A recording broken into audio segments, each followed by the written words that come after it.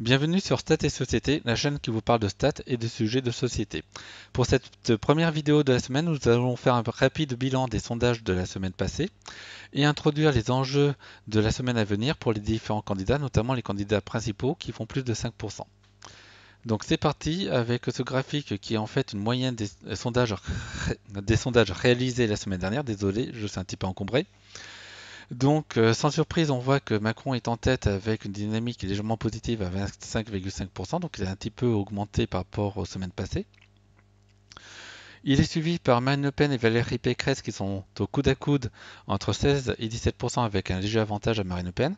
Vient ensuite Éric Zemmour, un petit peu plus de 12%. Et finalement, Jean-Luc Mélenchon et Yannick Jadot, respectivement à 9,1 et 7,3%. Donc pour résumer, la semaine. Donc Macron a un petit peu creusé l'écart, notamment dans les sondages de second tour, et notamment vis-à-vis de Valérie Pécresse. Donc on verra ça un petit peu plus en détail lorsqu'on verra les enjeux de Valérie Pécresse. Et surtout, Marine Le Pen dépasse à nouveau Valérie Pécresse. Ce n'était pas le cas durant le mois de décembre, c'était Valérie Pécresse qui avait réussi à se mettre devant. Éric Zemmour, donc lui, a perdu quelques points par rapport à octobre. Donc notamment, il est dans une dynamique pour le moment assez baissière. Alors que Jean-Luc Mélenchon continue à être leader de la gauche à 9,1 quoi. Donc voilà, donc maintenant nous allons voir justement un peu plus en détail chaque candidat, quels sont leurs enjeux. Donc pour Jean-Luc Mélenchon, donc évidemment le premier enjeu c'est d'être le leader de la gauche, ce qu'il avait réussi en 2017 et ce qu'il réussit encore cette année pour la présidentielle.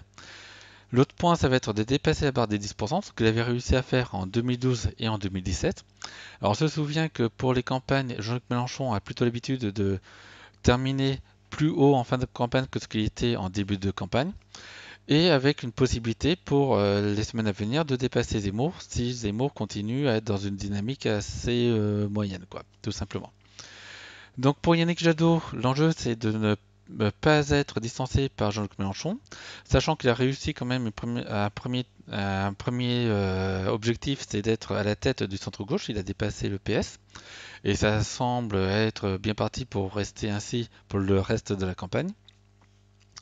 Évidemment, s'il pouvait, ça serait pour lui, son objectif atteignable, si je puis dire, ça serait de dépasser Jean-Luc Mélenchon, notamment si jamais la dynamique de Jean-Luc Mélenchon n'était pas si bonne que ça, et d'être ainsi carrément leader de la gauche. Bon, euh, il y a assez peu de chances pour qu'il gagne la présidentielle, donc même si on pourrait dire que tout candidat veut être président de la République, il n'est pas certain que tous y pensent sérieusement. Et notamment Yannick Jadot, je ne suis pas sûr qu'il pense sérieusement pouvoir devenir président de la République pour cette élection-là. Emmanuel Macron, donc pour le moment, il reste le favori. Il a conforté sa place de favori, notamment en distançant Valérie Pécresse dans le sondage de second tour. Pas important parce qu'il était au coude à coude 51-49%. Et maintenant, les écarts se sont creusés. Donc on a deux sondages qui sont 54-46% en sa faveur et un autre 55-45%. Bon, avec un autre OpinionWay 52-48%. Mais ça fait quand même plusieurs sondages qui donnent des écarts quand même assez importants et c'est une bonne nouvelle. Alors, sachant qu'il semble avoir lancé une offensive contre son opposition et en particulier les Républicains, avec sa petite phrase sur les non-vaccinés. Il faut savoir que le parti Les Républicains est assez divisé avec une partie du parti qui soutient Didier Raoult, donc plutôt critique sur la vaccination. Les Français sont majoritairement favorables à cette vaccination. Bon, on peut voir avec les chiffres de vaccination. Et donc, ils tentent de jouer cette carte-là, donc d'hystériser le débat là-dessus. Et pour le moment, ça semble plutôt porter ses fruits, même si on le saura vraiment avec les sondages qui vont venir cette semaine. Donc Valérie Pécresse, donc c'est vraiment la candidate qui est dans une passe un petit peu moyenne la semaine dernière. Donc elle avait fait un très beau mois de décembre suite à la primaire. Elle avait même réussi à avoir une position où elle était au second tour à la place de Marine Le Pen. Et elle était au coude à coude avec Emmanuel Macron dans les sondages.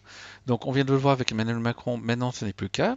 Et donc pour elle, l'important ça va être de stopper entre guillemets la petite hémorragie et surtout d'essayer d'assurer cette place au second tour qui n'est plus assurée maintenant. Alors, elle a opté pour la stratégie de Karcher charge Nicolas Sarkozy, donc on devine bien que là elle souhaite reprendre des points à Marine Le Pen, et on va voir si cela va porter ses fruits la semaine qui vient. Concernant Marine Le Pen, donc elle a passé une plutôt bonne semaine puisqu'elle a repris cette seconde place significative de qualification au second tour. Alors, de justesse, elle n'avait de toute manière jamais été très loin. Autre bonne nouvelle pour elle, c'est que c'est la distance qu'il y a entre Marine Le Pen, donc elle, et Éric Zemmour. Donc là, cette fois-ci, la distance est plutôt confortable entre ces deux candidats. Et du coup, ben, pour le moment, elle a la chance d'avoir un Éric Zemmour qui était censé torpiller sa candidature, qui est plutôt dans une dynamique assez mauvaise. Donc nous allons voir justement Zemmour juste après. Alors pour rappel, l'un des objectifs sérieux de Marine Le Pen, c'est de gagner la présidentielle. Les sondages de second tour ne sont pas très favorables à cette hypothèse-là.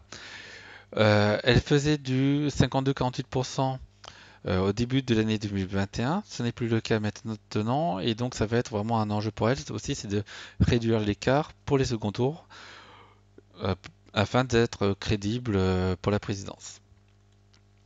Enfin, Éric Zemmour, donc lui a subi un décrochage par rapport à Marine Le Pen, donc il est à 12,3 alors qu'il faisait jeu égal, voire dépasser Marine Le Pen il y a quelques semaines. Et surtout, l'écart entre lui et Emmanuel Macron ont explosé, donc de 65-35% en faveur d'Emmanuel Macron. Donc lui, forcément, c'est de à tout prix stopper l'hémorragie, c'est-à-dire de reprendre des points vis-à-vis de Marine Le Pen, de reprendre quelques points vis-à-vis d'Emmanuel Macron pour le second tour, et d'avoir ainsi une candidature crédible. Donc lui, son objectif, c'était d'être devant Marine Le Pen. Donc là, pour le moment, c'est loupé.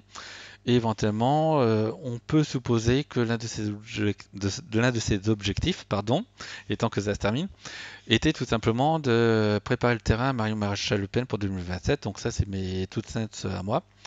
Mais voilà, donc sachant que là, maintenant, il risque plutôt de se faire rattraper par Mélenchon, ce qui serait un très mauvais signal pour ce qui concerne sa campagne électorale. Donc voilà ce qu'on peut dire du bilan donc, de la semaine dernière et des enjeux de la semaine qui vient. J'espère que cette vidéo vous a plu. N'hésitez pas à commenter, à vous abonner et à liker. Là-dessus, je vous souhaite une bonne journée et je vous dis à ciao, bye bye, au revoir.